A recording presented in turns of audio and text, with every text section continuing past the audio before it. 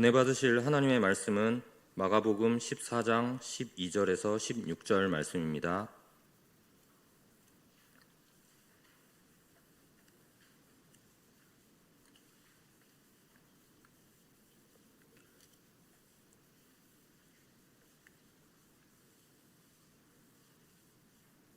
무교절의 첫날 곧 유월절 양 잡는 날에 제자들이 예수께 여짜오되 우리가 어디로 가서 선생님께서 유월절 음식을 잡수시게 준비하기를 원하시나이까 하매 예수께서 제자 중에 둘을 보내시며 이르시되 성내로 들어가라. 그리하면 물 한 동이를 가지고 가는 사람을 만나리니 그를 따라가서 어디든지 그가 들어가는 그 집 주인에게 이르되 선생님의 말씀이 내가 내 제자들과 함께 유월절 음식을 먹을 나의 객실이 어디 있느냐 하시더라 하라. 그리하면 자리를 펴고 준비한 큰 다락방을 보이리니 거기서 우리를 위하여 준비하라 하시니 제자들이 나가 성내로 들어가서 예수께서 하시던 말씀대로 만나 유월절 음식을 준비하니라. 아멘.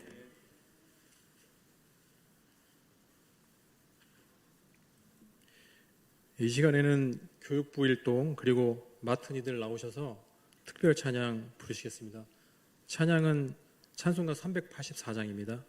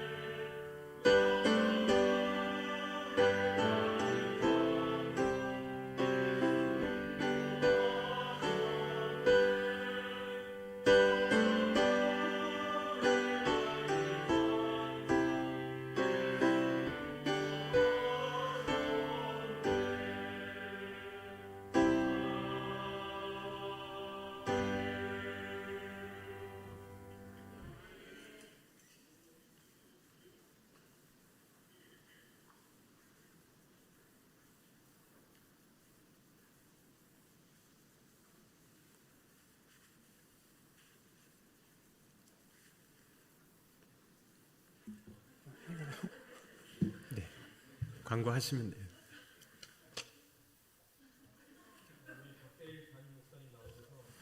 가정의 주인 예수 그리스도라는 제목을 가지고 말씀 전해 주실 때 큰 은혜 받는 시간 되시기 바랍니다.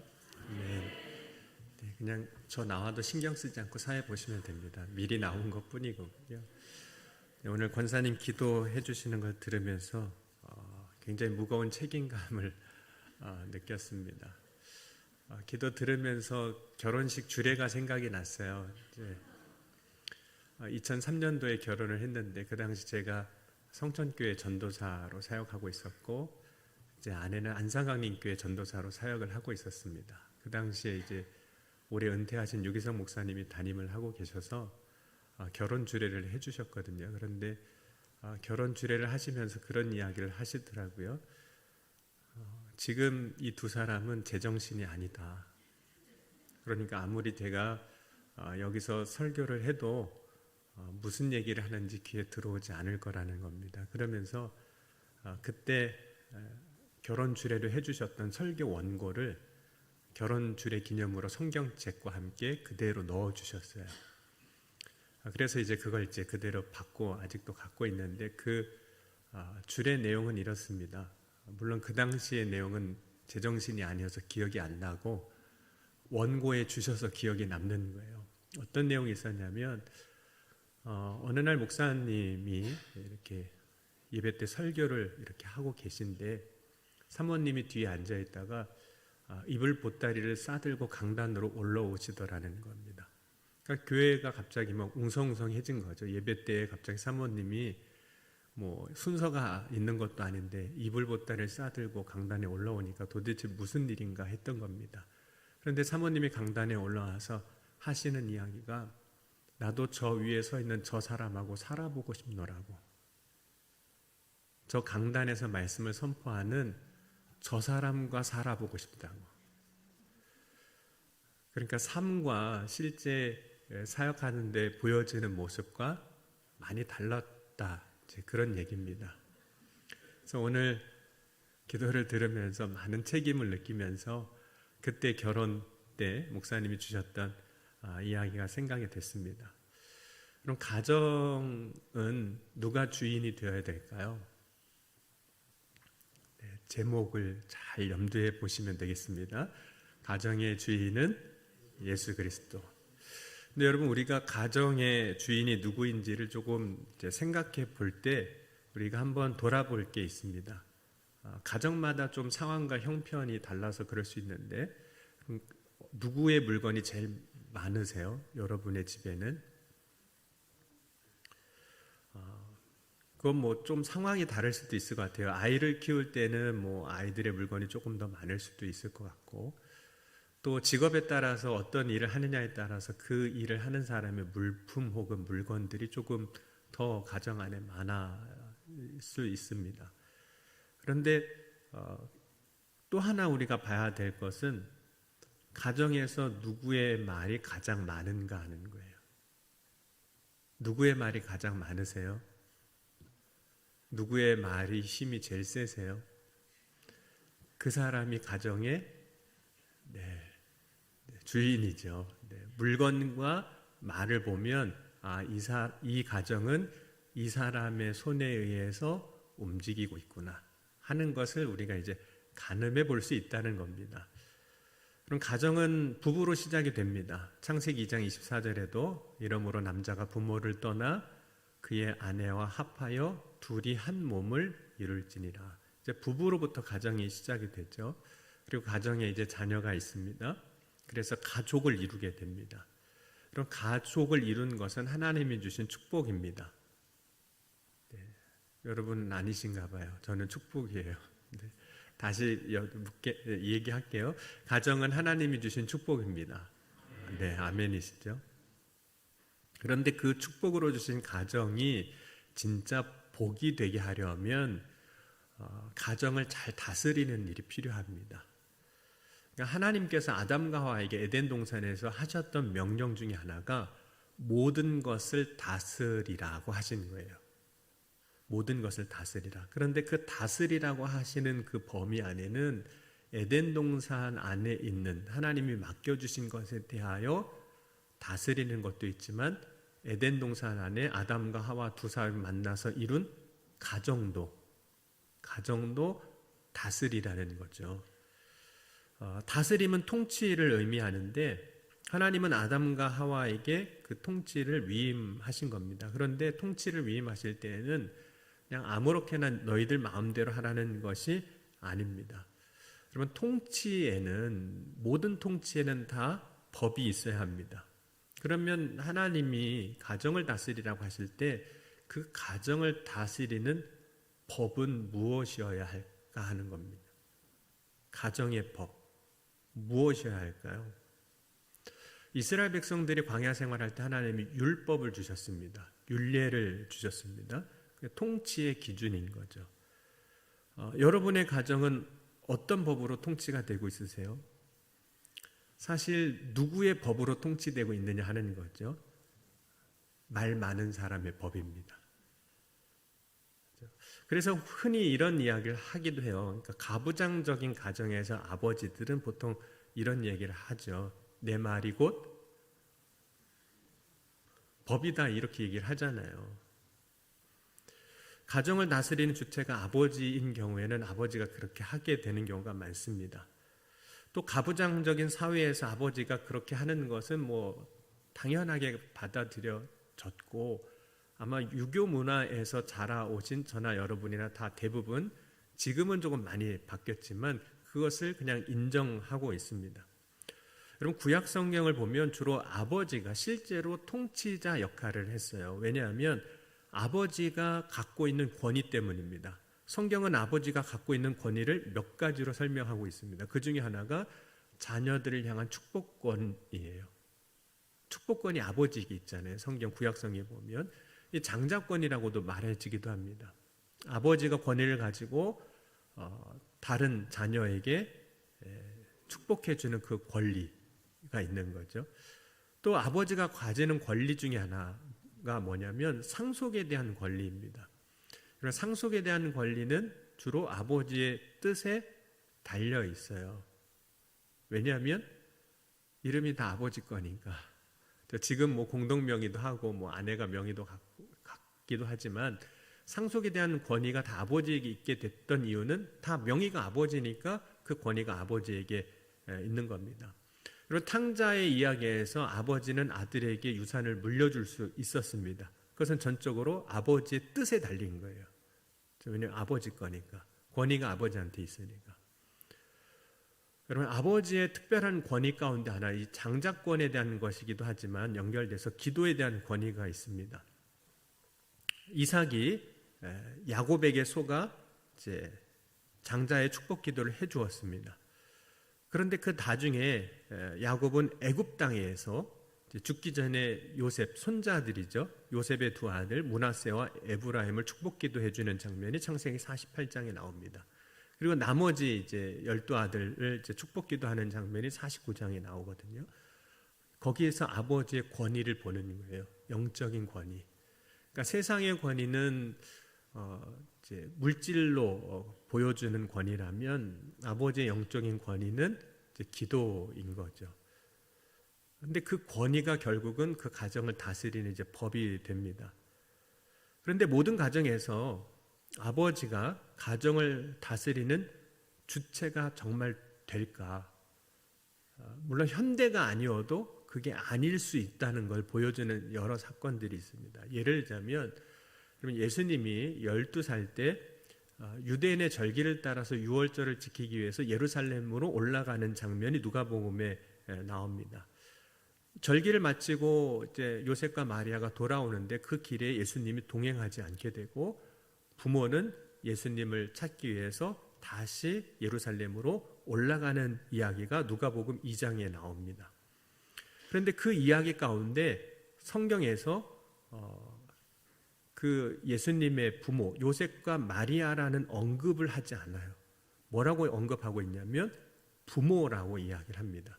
부모라는 단어가 3번 나오고 그 다음에 예수님과 예루살렘에서 다시 이야기하는 거, 예수님에게 책망하는 이야기를 하면서 이야기를 하는데 그때 언급되는 사람이 어머니예요. 누가복음 2장 48절 한번 같이 보겠습니다. 누가 권위를 갖고 있는지를 이제 보려고 그러는 겁니다. 물건으로 아까 처음에 얘기했지만 재산으로 이제 말로써 보는 겁니다. 누가복음 2장 48절 같이 읽겠습니다. 그의 부모가 보고 놀라며 그의 어머니는 이르되 아이야 어찌하여 우리에게 이렇게 하였느냐 보라 내 아버지와 내가 근심하여 너를 찾았노라. 여러분 예수님을 이제 다시 찾은 다음에 이제 어쨌든 부모를 근심하게 했으니까 책망하는 장면이 나오는 거거든요. 근데 이 책망하는 역할을 지금 누가 하고 있는 걸까요? 마리아가, 그의 어머니가. 요셉은 뭐 하고 있었다는 겁니까?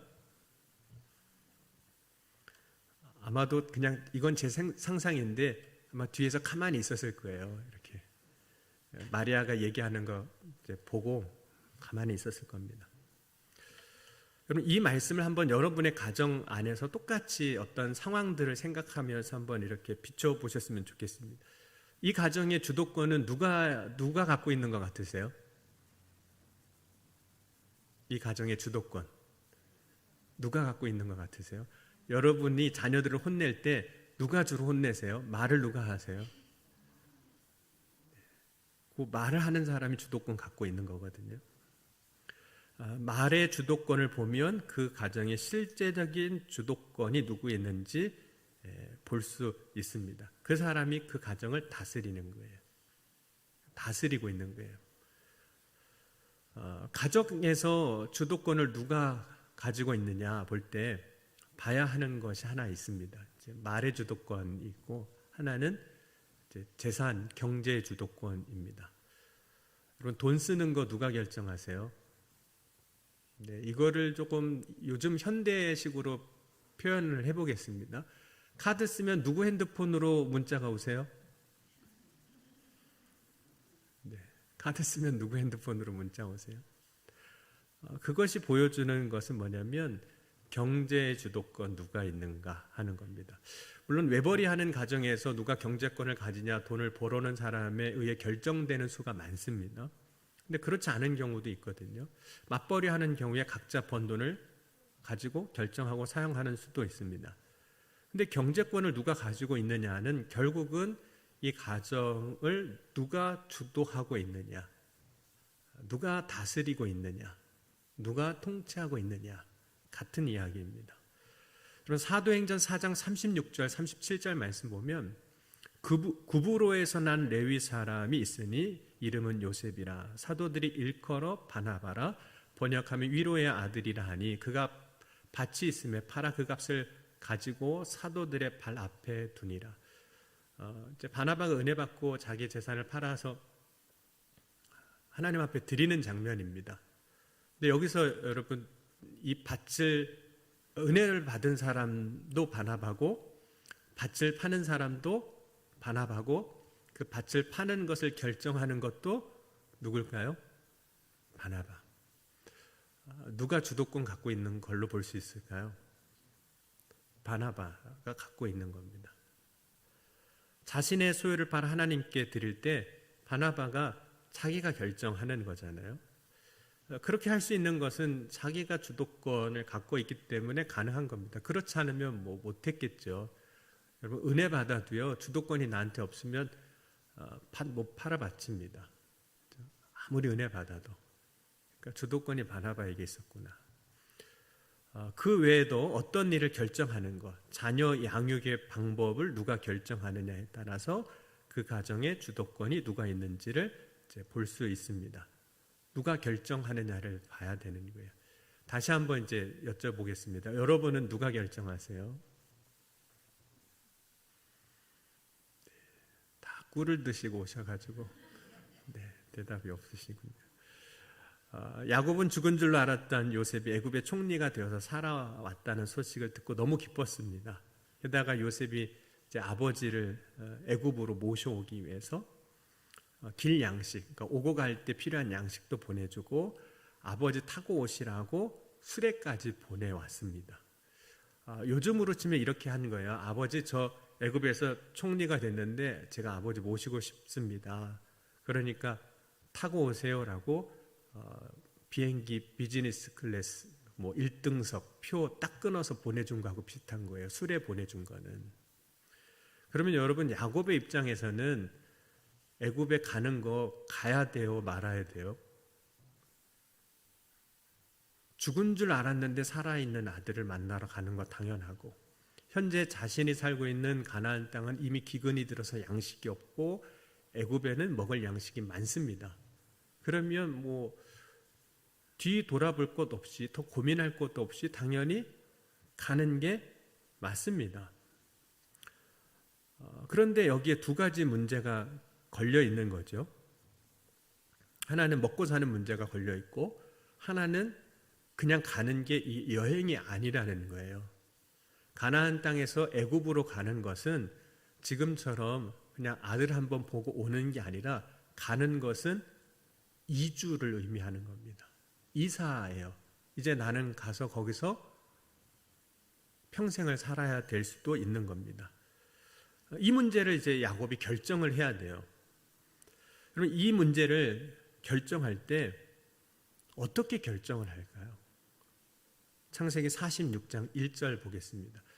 이 문제를 보면서 이 가정의 주인이 누구인가를 이제 보고자 하는 겁니다. 창세기 46장 1절에서부터 6절까지 말씀 함께 보도록 하겠습니다. 창세기 46장 1절에서 6절 우리 같이 읽겠습니다. 이스라엘이 모든 소유를 이끌고 떠나 브엘세바 이르러 그의 아버지 이삭의 하나님께 희생제사를 드리니, 그 밤에 하나님이 이상 중에 이스라엘에게 나타나 이르시되 야곱아 야곱아 하시는지라. 야곱이 이르되 내가 여기 있나이다 하매, 하나님이 이르시되 나는 하나님이라. 내 아버지의 하나님이니 애굽으로 내려가기를 두려워하지 말라. 내가 거기서 너로 큰 민족을 이루게 하리라. 내가 너와 함께 애굽으로 내려가겠고 반드시 너를 인도하여 다시 올라올 것이며 요셉이 그의 손으로 내 눈을 감기리라 하셨더라. 야곱이 브엘세바에서 떠날새 이스라엘의 아들들이 바로가 그를 태우려고 보낸 수레에 자기들의 아버지 야곱과 자기들의 처자들을 태우고 그들의 가축과 가나안 땅에서 얻은 재물을 이끌었으며 야곱과 그의 자손들이 다 함께 애굽으로 갔더라. 여러분, 이 말씀 짧은 1절에서 6절까지의 말씀이지만 지금 야곱의 가정의 주인은 누구처럼 보이세요? 하나님인 거죠. 왜 야곱의 가정의 주인을 하나님이라고 우리가 볼 수 있는 걸까요? 그 이유는 이 중요한 문제, 이 문제를 결정하는 것이 누구의 손에 달려 있는 걸까요? 아버지의 권력이나 힘이나 권위나 아버지가 원하는 것으로 결정되는 것이 아니라 하나님의 뜻으로 결정되고 있는 거예요. 물론 이제 아버지 야곱이 원하고 바라는 것과 하나님이 말씀하시는 것이 지금 일치가 돼서 큰 갈등은 없는 상황입니다. 그런데 만약의 경우지만 지금 상황이 기근 상황이고 이 기근을 이기려면 애굽으로 가야 하고 죽은 줄 알았던 그 사랑하는 아들이 살아있어서 너무 보고 싶은데, 하나님이 만약에 야곱이 기도했을 때 이렇게 응답하셨다면 야곱은 어떻게 했을까요? 야곱아, 내가 네 형편을 모르는 것 아니다. 그리고 내가 얼마나 그 요셉을 사랑하고 보고 싶어 하는지 내 마음을 모르는 것도 아니다. 그런데 내가 너에게 원하는 것은 지금 이 땅이 기근이 들었지만 내가 내 사랑하는 아들 요셉을 그렇게 보고 싶은 건 알지만 그냥 여기에 머물러 있는 거란다 라고 하나님이 야곱에게 만약에 말씀하셨다면 야곱은 어떻게 했을까요?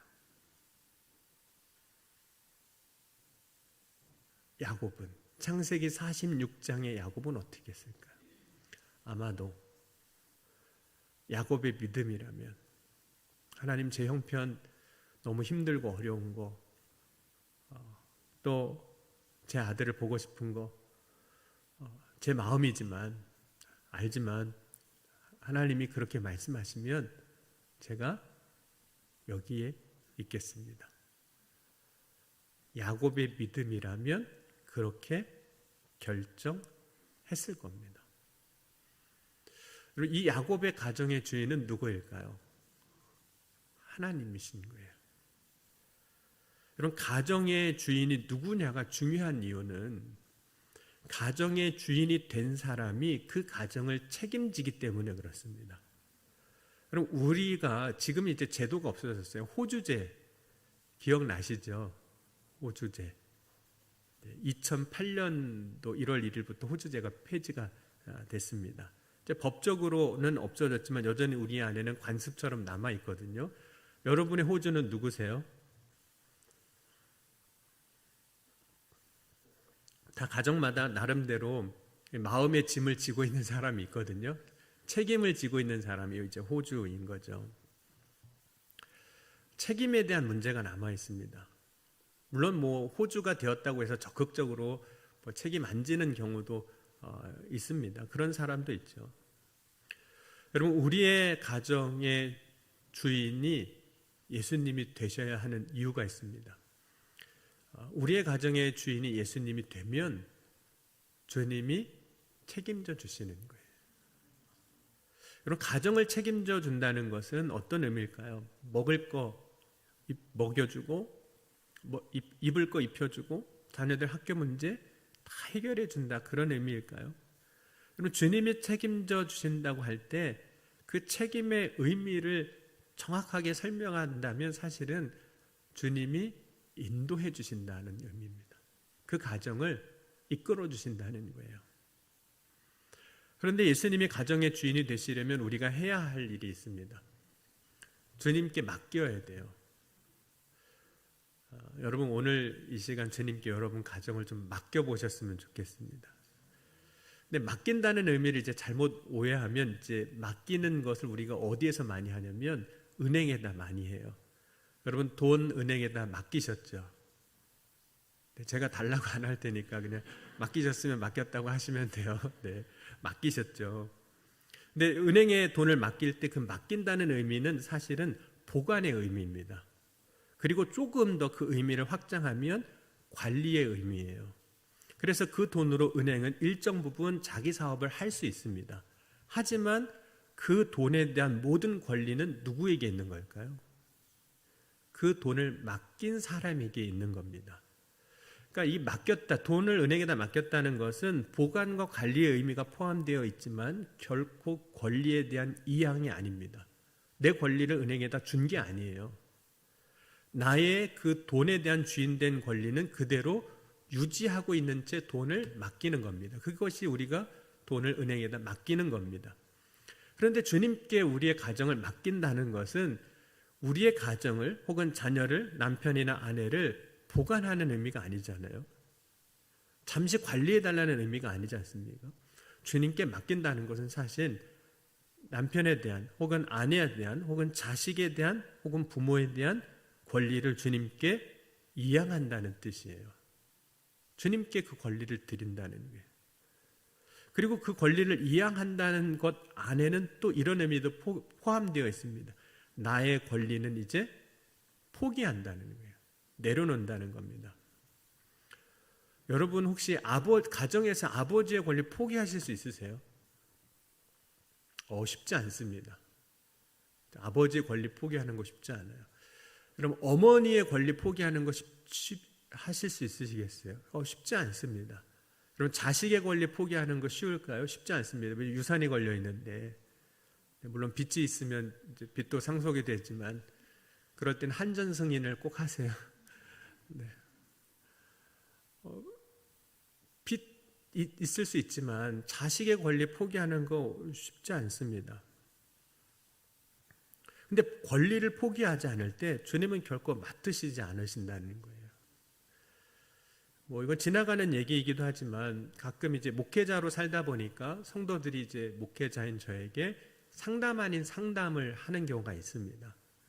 이제 의견도 물어보고 또 기도도 받으려고 이제 하는 거죠. 그런데 이렇게 이야기하다 보면 이미 본인은 마음속에 결론을 다 짓고 오셨어요. 근데 저에게 찾아온 이유는 제가 그렇게 결정한 게 맞지요? 하고 확인하고 싶어서 오는 거예요. 지지받고 싶어서 오는 경우가 대부분 많거든요. 근데 그런 경우에는 제가 아무리 목사여도 그분을 위해서 해줄 게 많지가 않습니다. 이미 결정을 해놓고 오면 이미 결정했는데 어떻게 해요?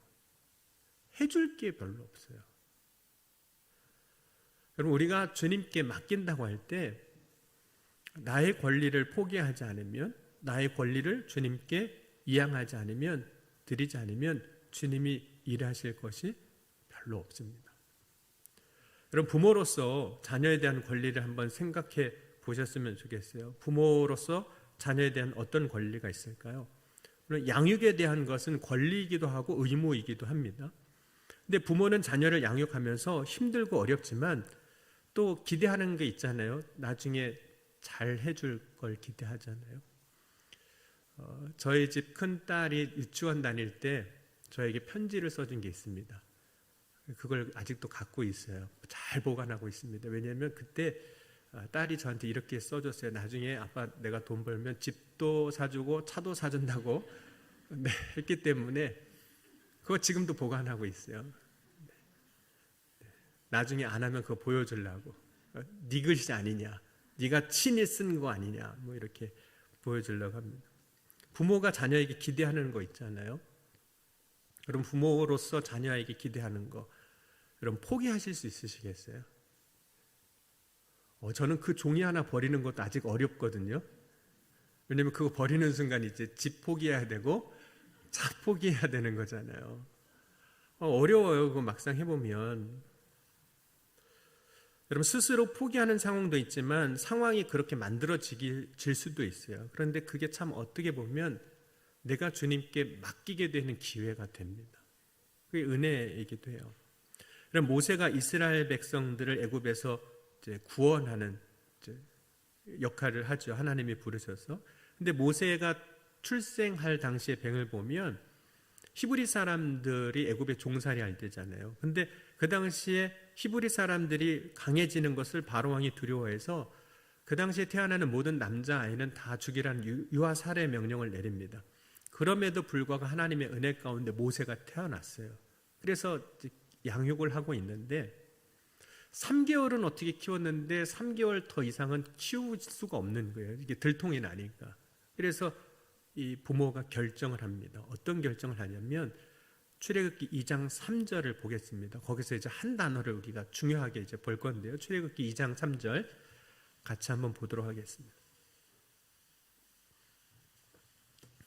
맡긴다.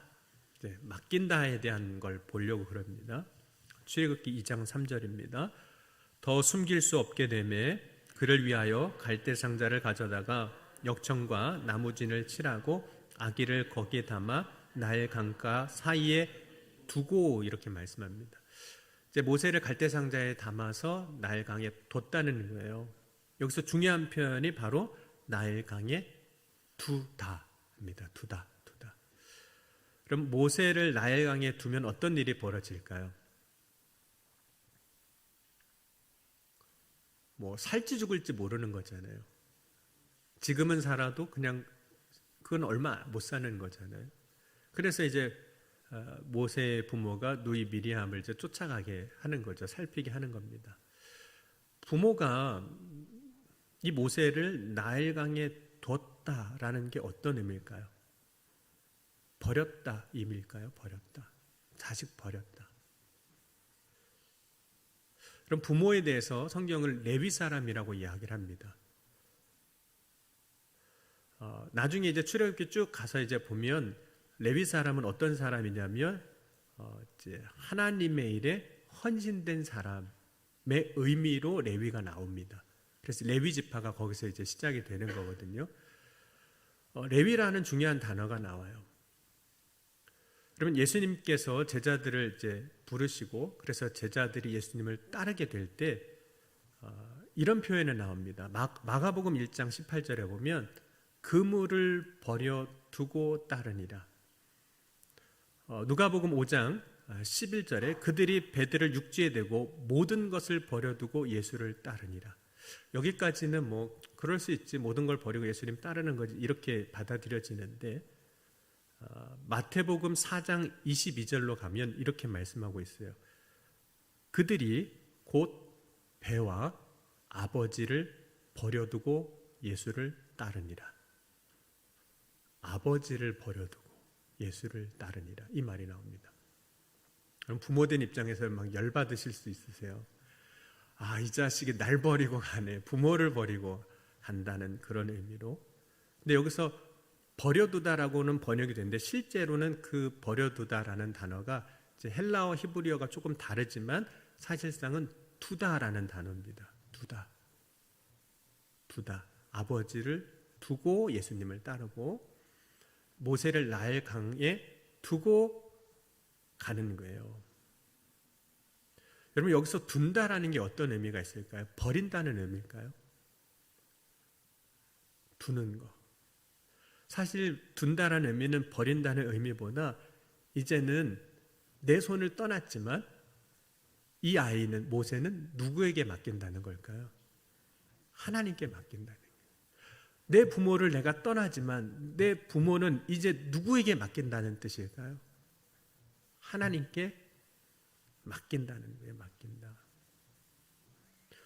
모세를 어쩔 수 없이 나일강에 두지만 부모를 어쩔 수 없이 두고 가지만 그 부모를 하나님께 맡기고 내 자식을 하나님께 맡깁니다. 근데 그 맡길 때 그 맡김의 범위가 어디까지냐면 그의 생명까지도 살고 죽는 것까지도 다 하나님께 맡깁니다.